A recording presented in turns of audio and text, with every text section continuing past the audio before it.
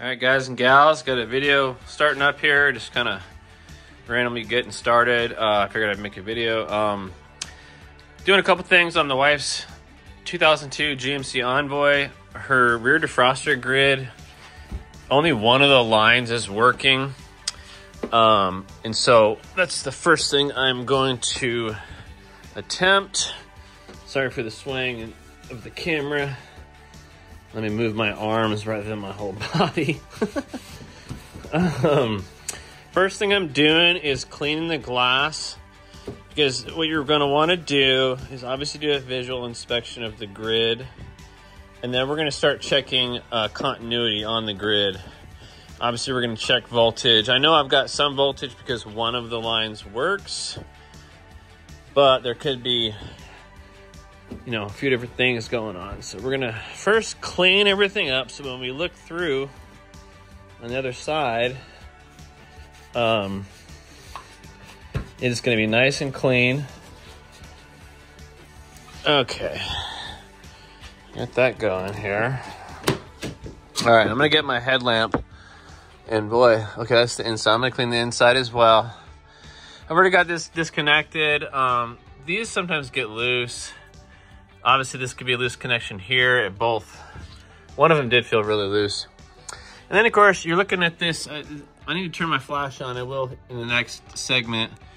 But there's a basically metallic sort of paint that connects this voltage all the way to each little wire. And the wire carries that voltage all the way across. And, of course, the voltage running through this wire creates resistance, which creates heat. That's how it works. So each one of these is a sort of its own individual circuit. So we're gonna find out which one actually works. We're gonna get up close and personal with it, see if there's any scratching. I'm gonna try and clean this as well as I can. Get all the smudges out of there so it's just crystal clear. Get a nice headlamp and get going. And I don't know if I'll do this in chronological order. The next couple things we're looking at, though, I'll just mention, is her mode door does not work.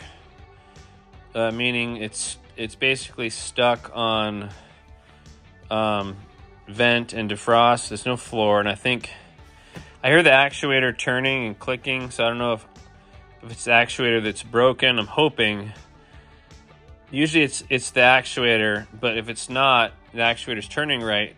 But inside the HVAC module, that door, if it's broken, because basically right here, sorry, where my wrist would be, let's say that's where the actuator connects, there could be a break on the door side. So the actuator's spinning, but there's, you know, it's just almost like a broken axle shaft or something. So hopefully it's not a door, because if it is, I'll try to manually manipulate to where it's on defrost and floor. It's probably the most probably the best option in the winter, of course, because you want heat down here and heat up here.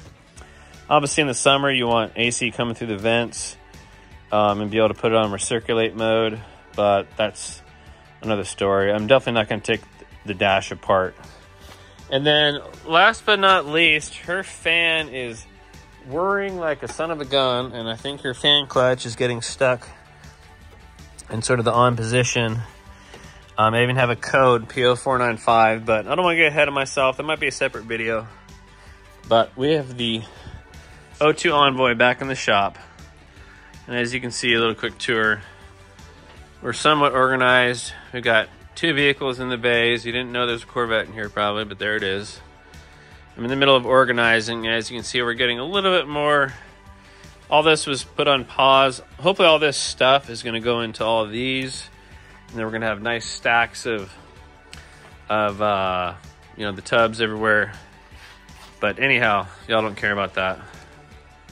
Let's get this thing fixed up. All right, guys and gals, finally back on this rear defrost grid on an 02 GMC Envoy. It was about a month ago I recorded the last clip, but I'm back at it. I've done a bunch of preliminary testing of the grid. What you're gonna want to do is get a multimeter, switch it on to ohms, and then the audio signal. That way you don't got to keep trying to glance at the unit. And then basically what you're testing is for continuity between this terminal and this one.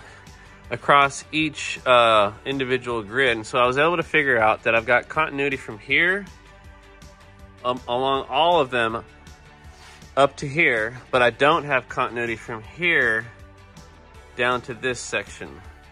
It's showing that I have this section, even though I only have like one bar that I see physically when it's cold and icy.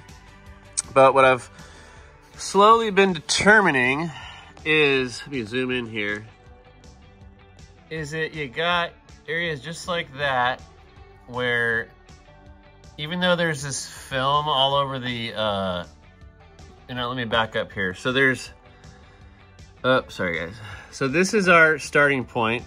This covering is just covers the metal, so you can't get a connection there. But this little copper bronze looking, oops, you can test there, it goes to there, and then it goes underneath basically. And what I'm figuring out is that even though I can't touch up anything underneath the, whatever this coating is you see stuff like this, boom. Obviously I need to probably just brush it along this whole edge. Same thing here, I got a nice gap there. Same thing. And then what happens on this particular model is that the weather stripping for the glass against the back hatch has actually caused this. Just years of wear and tear. Anyway, so again, I've tested it. Let me go ahead and put the camera up so you can hear what I'm talking about. I've got the old multimeter hooked up. I got it tested here. You hear that? So let me unbungle my wires. I'm gonna go here. Here we go. I'm gonna go all the way to here.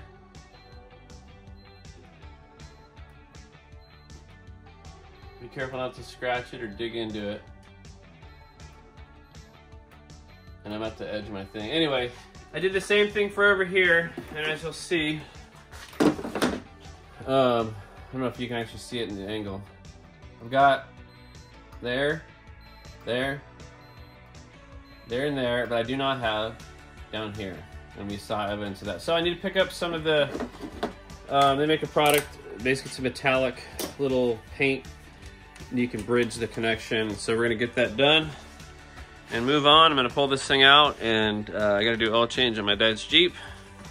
And then what I'll be working on here very soon is pulling apart my Subaru because it finally gave up the ghost, like the head gaskets. And we're gonna get that done. All right guys, over now.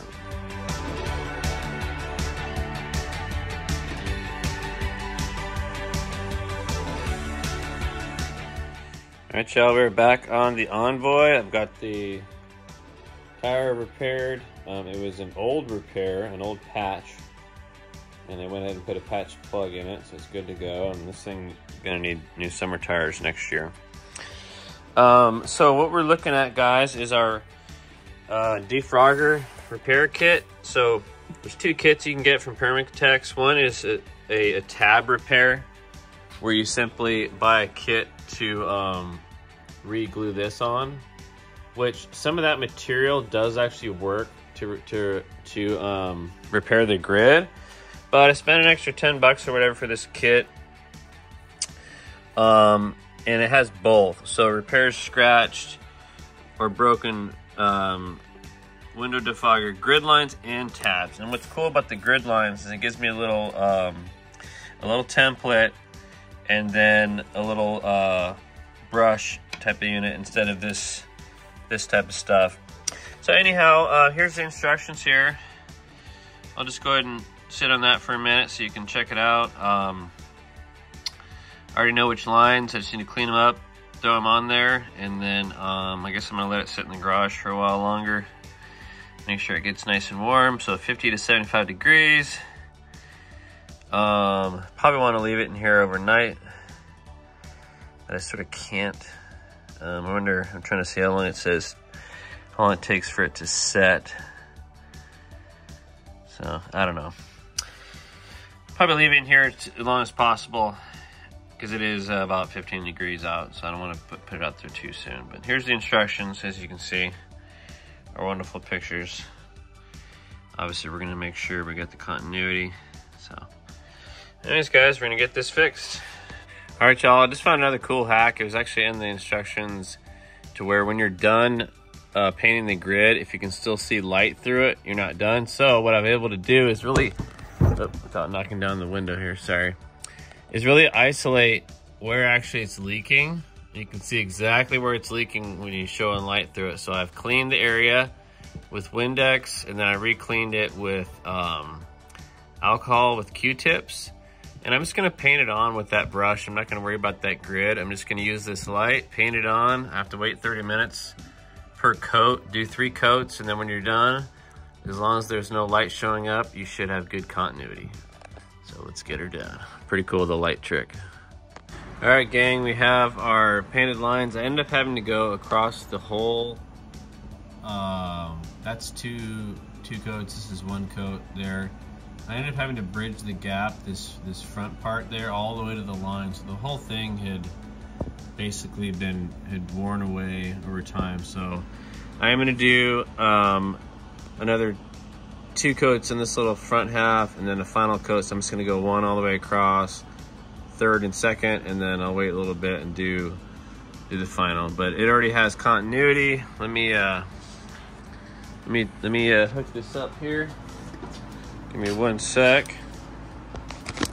Just give me 1 sec. Sorry about the big bright light. So I just got my ohm meter. Got it set to basically the beep. There's obviously the numbers, but this is just, I just want to know if there's a connection. So I got it lodged there. I'll do my test beep. Hear it. And then I'm just checking the paint to paint.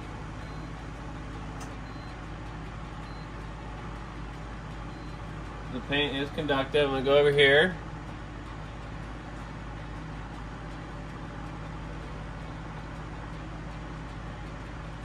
Oh, I don't have that one yet. There we go. This one might have another little break.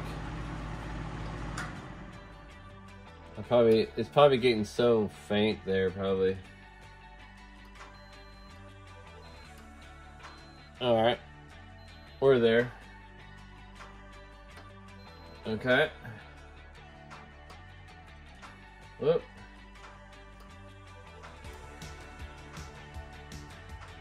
Huh. I'm not quite here with this one.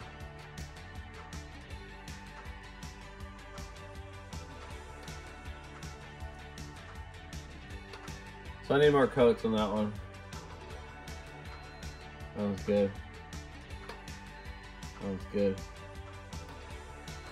Okay, so I already know I needed more coats, but you see that we have continuity, which means, and I already know we have voltage because it worked. So now after everything sets for, I guess at least 24 hours, whatever the instructions said, 24 hours before we want to run any voltage through it, because obviously the voltage is going to heat things up. So we want to make sure the glue and everything, or the paint is good to go. But there you have it, guys. I will try to get another video of this working, like actually defrosting fog or ice, but I can't promise you. This might be the last part of the video. Again, thank you to Permatex for getting us this awesome little repair kit. I do recommend using that little stencil, but they only have 1 of them. And in this case, I would have needed 6 of them. So I didn't want to wait to use that. I just sort of sloppily painted it on. And you could easily make a stencil, but like it said, it has to stick right against the window, or else it's a big waste of time. So you might as well just paint it on. So, all right, guys, over and out. I might as well show my face. What's up? I'm always talking about the camera. I need to be out here more, share my smile, and instead of just all my random nonsense. So, peace out, guys.